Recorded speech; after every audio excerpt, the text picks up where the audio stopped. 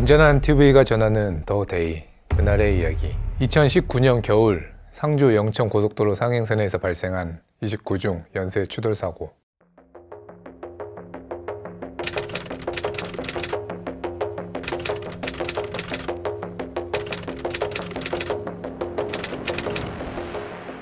(2019년 12월 14일) 오전 4시 40분 얕은 비가 내렸던 상주 영천 고속도로 위.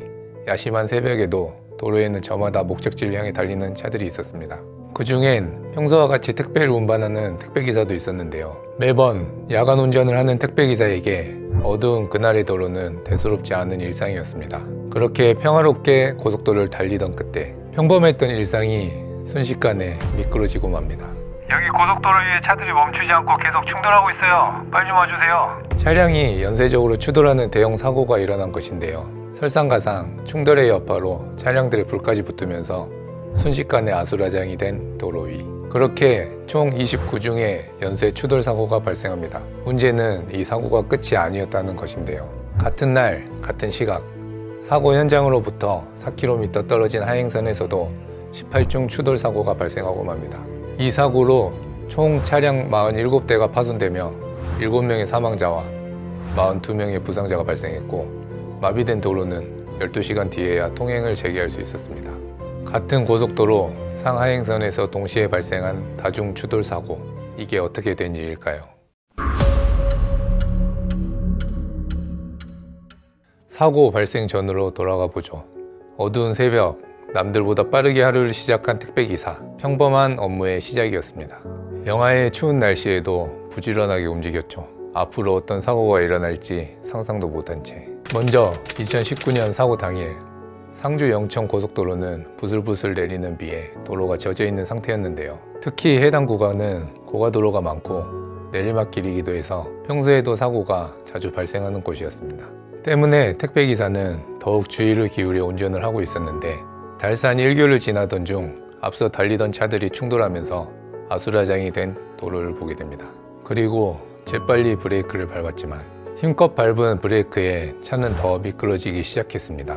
그 뒤로도 멈추지 못한 차들의 연쇄 추돌이 이어졌고, 곧이어 택배 차량에서 발생한 화재가 다른 차량에 옮겨 붙으며 어두웠던 도로는 뜨거운 불길과 매캐한 연기로 가득 차게 됐죠.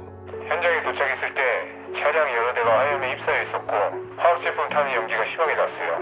해가 뜨기 전이라 깜깜해 잘 보이지도 않았고 사고 현장에 접근하는 것도 어려웠어요. 아수라장이 된 도로 위.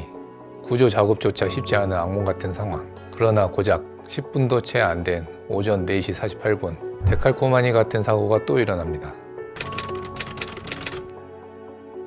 먼저 일어난 사고와 동일하게 차량이 줄줄이 미끄러지며 하행선에선 총 18중 추돌 사고가 발생한 겁니다. 중앙 분리대를 사이에 두고 발생한 놀랍도록 똑같은 두 사고. 49명의 사상자를 낳은 처참했던 현장. 무엇이 문제였을까요? 해당 도로 관리업체 제설 매뉴얼에는 노면 온도 3도 이하의 날씨에 비가 예보되면 한두 시간 전에 결빙 방지를 위해 제설제를 미리 살포하도록 규정하고 있습니다. 그리고 사고 하루 전 대구지방기상청은 영하의 낮은 기온에 눈이나 비가 내려 도로 미끄러짐 사고를 주의하라고 수차례 예보하기도 했습니다. 그럼에도 사고 당일 도로관리업체 측은 해당 사고 구간에 제설 차량을 투입하지 못했습니다.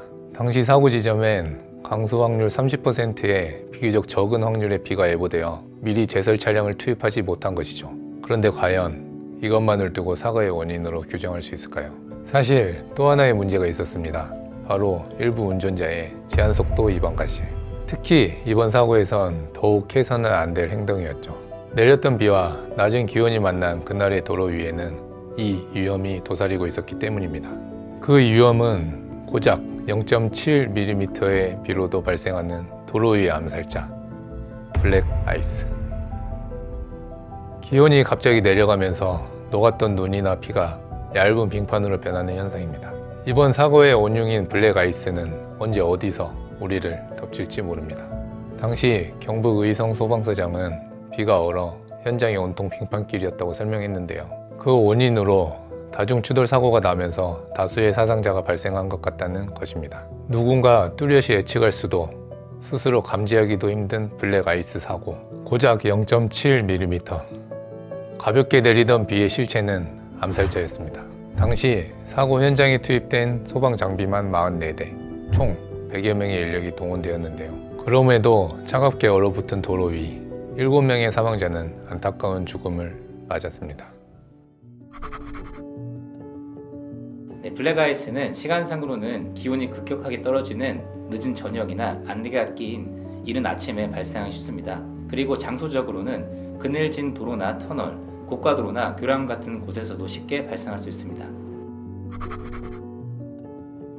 블랙아이스는 아스팔트와 같이 검은색을 띠기 때문에 육안으로는 쉽게 구별되지 않습니다. 따라서 방어 운전이 필수적인데요. 먼저 기상예보를 사전에 파악하여 블랙아이스가 발생하기 쉬운 눈과 비가 예보가 되어 있는지 아니면 영하권 이하의 날씨인지를 확인해야 됩니다. 그리고 타이어 확인과 같은 차량 점검을 수시로 확인해야겠습니다.